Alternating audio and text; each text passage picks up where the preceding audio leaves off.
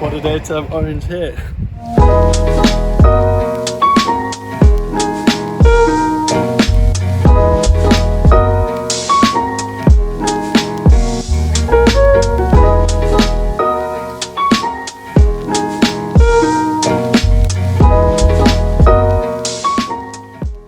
This right here is the new Adidas Solar Glide 5.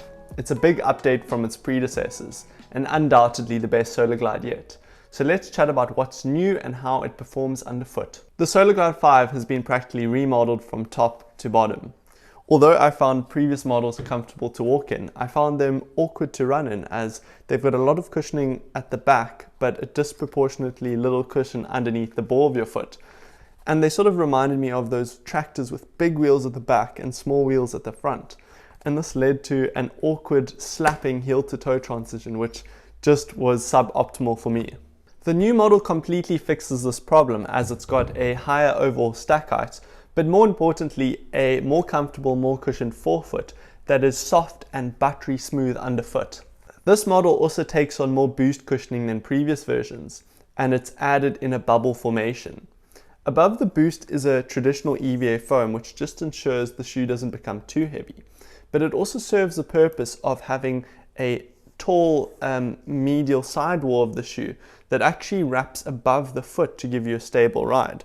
As you can see on previous versions, this sidewall cushioning isn't as high, so you just have a slightly more stable frame in the new model. The Solar Glide 5 adopts an oversized design, which gives the shoe a bulkier presence as well as adding 10 grams of weight. So long as you don't have speed expectations from the shoe, I think this oversized design is a good thing, as it enhances the shoe's underfoot cushioning experience while also giving the shoe a wider base, which adds a more stable ride.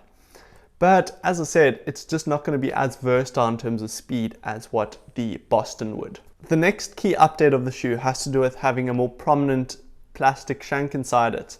Adidas call this their LEP system, which stands for Linear Energy Propulsion. Essentially what it does is it allows the shoe to flex nicely at the toes, but resist torsion, and this gives the shoe a nice stable ride. What 2.0 version of the LEP system also does is gives the shoe a nice snappy feeling to it, while also giving the shoe a kind of rock plate-like sensation of protectiveness while running on the road. Something unique to Adi are these hollow heel pieces at the Achilles insertion, so that your heel counter really doesn't place any pressure on the Achilles itself. Adi maintain this, however, add a more structured and padded section alongside this hollow piece, and pick up the learnings from other models that have adopted these padded heel counters that really give the shoe a nice comfortable lockdown.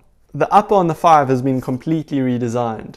I had a bit of lace pressure come through the previous version, and the 5 addresses this by having a thicker tongue and a better lockdown.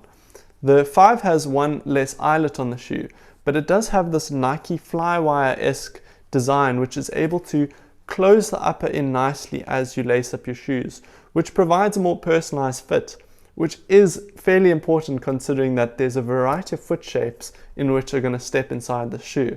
I remember the upper on the Solar Glide 19, which was the second version. It had this thin fabric that would fold into itself when it bends, and it would cut itself open, and it had durability issues. The 5 is, however, very different. It employs a strong knit-like upper that I'm very confident in. And this up is also made from at least 50% of Adi's Parleyed recycled ocean plastics, which is a really neat sustainability initiative Adi employ in a lot of their running shoes. And then we've got the outsole. Adi have reconfigured their Continental Grip outsole, which is of course the gold standard when it comes to outsoles. It's grippy, it's durable, and it doesn't show dirt as easily as what some other shoes do. It's also got enough surface area to be able to do some light off-roading in without causing much issue. My overall thoughts on this shoe is that this is a spectacular update and a massive step forward in terms of Adidas well-cushioned trainers. They have and continue to be an industry leader in the racing shoe category, but have lacked something strong and something special in terms of everyday training shoes where most runners are buying into. So I think this is a great step forward for their range. The Solar Glide 5 will suit a runner who's looking for a well-cushioned trainer who values comfort, durability, and a nice sturdy design.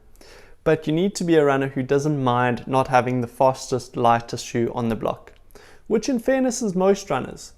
This shoe will suit a heavier runner, a beginner runner, or a seasoned runner. But if you are a seasoned runner, you probably want to couple this shoe with a speedier, more racy shoe for race day or for speed day. My one piece of critique for the Adidas range at this moment is that in the well-cushioned category, they're quite oversaturated. They've got, of course, the Solar Glide, and then there's the Solar Boost, and then there's the Ultra Boost, among a few other shoes as well. So they're quite oversaturated. And although these shoes have their nuances, they're essentially designed to do the same thing.